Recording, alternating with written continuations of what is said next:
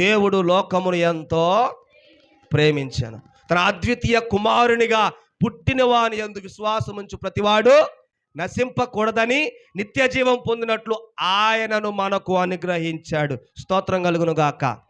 ఎందుకు అనుగ్రహించాడు? నశించిన దానిని వెతకి రక్షించడానికి. ఆమేన్, హల్లెలూయా.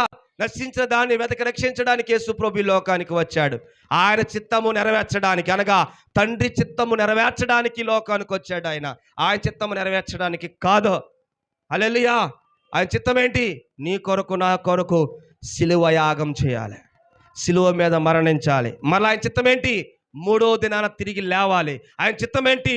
మరలా బోర ధ్వనితో, ఇదిగో గాన ప్రతిగానములతో, ఇదిగో బోర శబ్దముతో ఆయన తిరిగి మరలా మేఘారూఢుడై ఈ లోకానికి రాబోతూ ఉన్నాడు. ప్రియ సంగమా, ఒక విషయం చెప్పనా?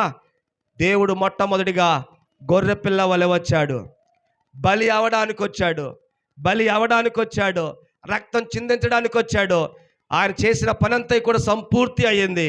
రెండోది గుర్తుపెట్టుకోండి, రెండో విధంగా ఆయన యోధా గోత్రపు సింహముగా రాబోతూ ఉన్నాడు. ప్రతి నేత్రము ఆయనను చూస్తూ